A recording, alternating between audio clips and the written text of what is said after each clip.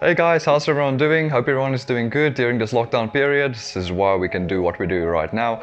Welcome to this video. Today we are going to work with science and maths.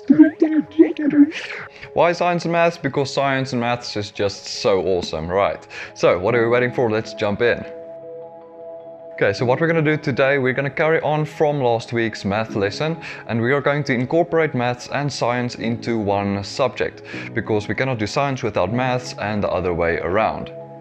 Okay, sort of the other way around, but let's not get into that. So, in the last video we worked with the manipulation of equations, but this time we are going to incorporate formulas and scientific formulas as well. If you understand the fundamentals that we are learning in this video right now, you will be able to understand how to work with multiple other scientific formulas as well.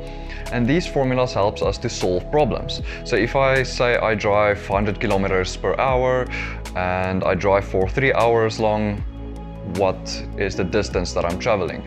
Another example is if I travel this distance and I know I'm going to drive at this speed, how long is it going to take me? So this is basic problems we get in life, and this is really useful in our future as well. But before we get there, we need to understand that we stand on the shoulders of giants, like I've said in all my other videos almost.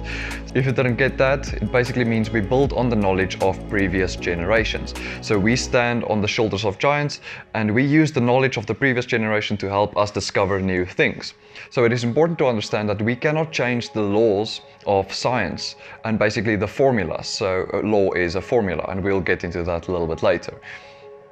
So today we are going to mainly focus on multiplication and division in formulas and how to manipulate these. So in the previous video we did also work with variables, so if you don't know what a variable is, please go and watch that video so that you can understand this video. Right, I'll put a link below if you do not know where to get that. Why is there a plane flying over our heads now? Where did this plane come from? So let's look at the following example. 5 times 2 equals 10. Now how do we get rid of the 2 on the left side? So we can see it's not plus or minus, we are working with times because it's 5 times 2. So what we'll do is we have to do the opposite of times, which is divide. And we have to put everything on the left side over 2. So after we put everything over 2, we can see that the opposite of times is divide. So that is why 2 divided by 2 is 1 and 5 times 1 is 5. So that's why we can do that. But what we have to do on the left side, remember, we always have to do on the right side. And then 10 divided by 2 equals 5. And now we can see that 5 is equal to 5. Now that was very basic, but that's how we get rid of numbers if, let's say, 5 was not a variable. So let's make 5 a variable. So imagine we did not know what a is. A times 2 equals 10. So how do we get rid of the 2 on the left side? We divide everything by 2. What we do on the left side, we have to do on the right side. 10 divided by 2 is 5. And there we have our answer, a equals 5. Okay, now why are we doing this again? There is an easier way to actually do this. And what I'm going to teach you next is going to make all our formulas in maths and science a little bit easier to work with. And this is what we're going to call the triangle method. It's my own word, I could really nail this, so original.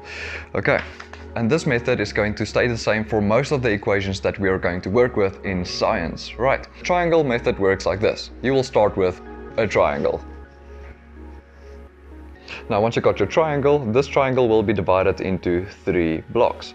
So you'll have the top block, the right block and the left block. Right. So what will happen now is the top number will always equal to the bottom numbers multiplied with each other. Right. So the top number is this times this. Or the top number equals this times this. Right. The opposite counts for the bottom numbers. One of the bottom numbers will equal to the top number divided by the bottom number, and the other way around. So this number will equal to the top number divided by this number. Right. So let's use this as an example. So let's put our values that we've been working with into this triangle. So we have 10 on the top, 5 on the bottom, and 2 on the bottom as well. So let's look at this. After we put our values in, let's quickly test this. What is 5 times 2? That is 10. What is 2 times 5? Exactly the same thing, 10. Now let's look at this. Is 5 equal to 10 divided by 2?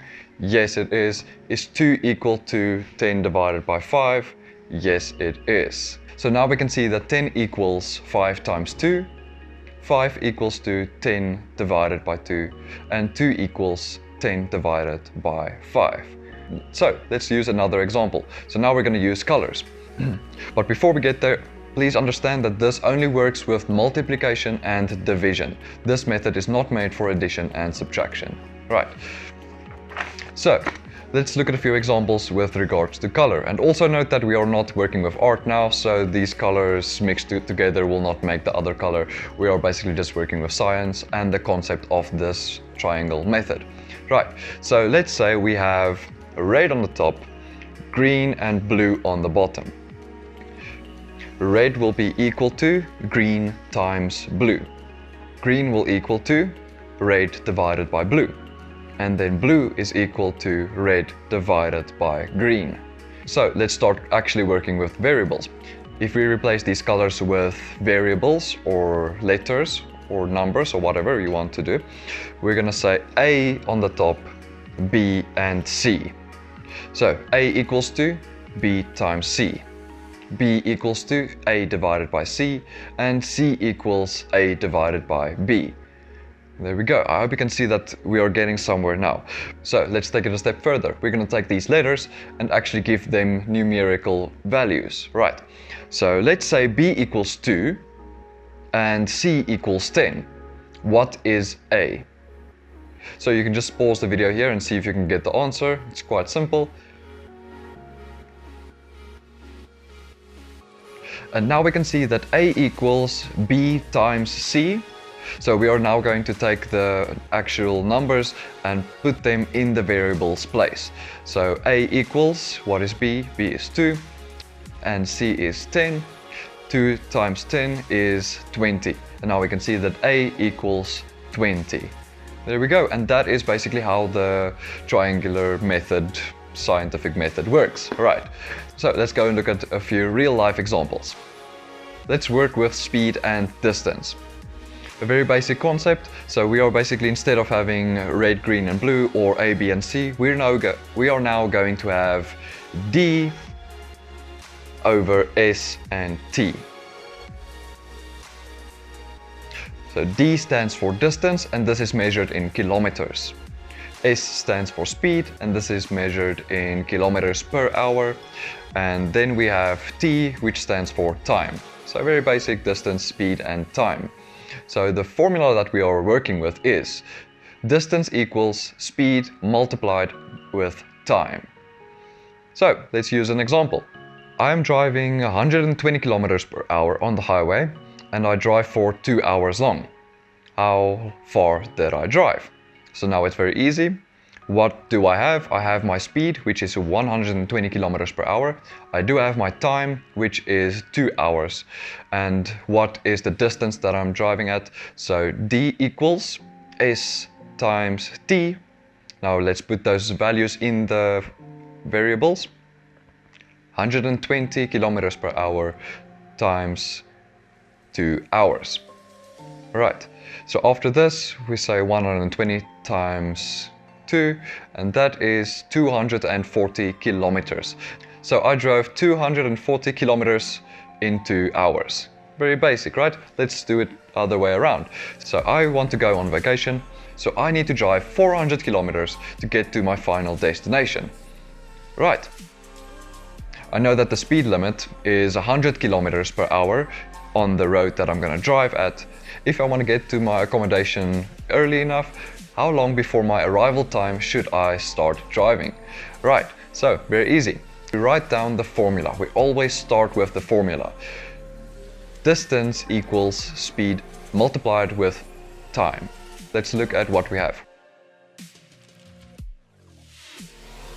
So for us to use this formula effectively, we want to now swap a few things around so that we are not stuck with numbers and variables on the left side and only numbers on the right side or something like that. So what we're going to do is we are going to say, we're going to look at our triangle, and now we see that time equals distance divided by speed. There we go. So now we're going to put our numerical values in this variable's place, and this is d over s, and this is 400 kilometers divided by 100 kilometers per hour. So 400 divided by 100. What is 400 divided by 100? So we can actually just take out these two zeros, they cancel each other out, and now we see that it is 4 over 1, and 4 over 1 is exactly the same thing as 4. So this is going to take us 4 hours. So what I want you guys to look at is, if I use hours in one unit, I cannot use minutes in another. So if I said I'm driving at 100 kilometers per hour, I cannot say now it's only 1 minute, right? So that does not make sense. So it also has to correspond. The same sense, if I use seconds as my time, I need to use seconds in my speed as well. So kilometers per second or something like that, right? Okay, so let's use the following example. So let's say a person is driving 200 kilometers per hour for 180 minutes long, and we want to know what distance is he going to drive. Okay, so let's quickly analyze this before we can go on to our formula. We see that this is 200 kilometers per hour. This hour and this minutes does not correspond with each other, right? So we need to either take the minutes up to hours or the hours down to minutes. So how do we do that? We say 180, how many minutes is in an hour? 60. So this is 180 divided by 60 equals 3. And this will be 3 hours. Now we see that we have the hours and hours correct, so now we're not going to work with 180. We are going to work with 3 in our triangle or in our formula. So let's do the next step. We're going to draw our triangle. Distance equals speed multiplied with time. Okay, now let's write this down. We always start with the given formula, and this formula is d equals s times t. I'm just going to write down capital letters for now to keep everything standard. And then we basically put these values in the formula. So we can see that d is already on the left side, so we're just going to copy this down. D equals s is the speed, and that's 200 kilometers per hour. So I'm going to say 200 times 3 hours, not 180, but 3 hours.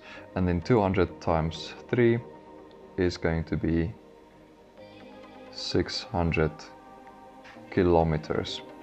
There we go. So if you drive 200 kilometers per hour for 3 hours long, you will drive 600 kilometers. And that's the basics of it. We want to make sure that we always work with exactly the same corresponding units. Now let's look at another example. If I want to find out how fast a person is driving, so I do not have the speed, but I know that this person is driving for 4 hours, and I know that this person is driving, how far is this person going to drive? 4,000 meters. Right, and we want to find this out in kilometers per hour. Now let's quickly have a look at what is not corresponding. Hours and hours is good, but kilometers and meters is not corresponding. So we definitely want to fix that. So we are either going to have to take this kilometers down to meters or this meter up to kilometers. It's always easier to work with one value separate instead of these two connected. So we're going to take this up to kilometers. So how many meters is in a kilometer? This is 1,000. So we're going to say 4,000 divided by 1,000 equals to 4, and that is 4 kilometers. So now we can work with this value instead of this value. So let's start with our triangle. We're going to start with the basics again. We're going to say d equals s times t. d equals s times t. And now we want to make sure that the values that we're working with is the variables is on the one side and the numbers is on the other side. So now we see that we don't have s. So we're going to have a number there and a number there, but no number there, right? So we want to make sure that our variables is on the left side. The unknown variables is on the left side. So how do we do that? S equals d over t. There we go. And now we can go and fill in these values. So we will say S equals, what is the distance? 4 kilometers over the time is 4 hours. So the speed is going to be, what is 4 divided by 4? This is 1 kilometer per hour. There we go. And that is our final answer. If you drive for 4 hours long and for a distance of 4 kilometers, you will have to drive 1 kilometer per hour. And this is very, very slow. So you're basically walking. So you can imagine this is actually gonna be a person walking instead of a car driving.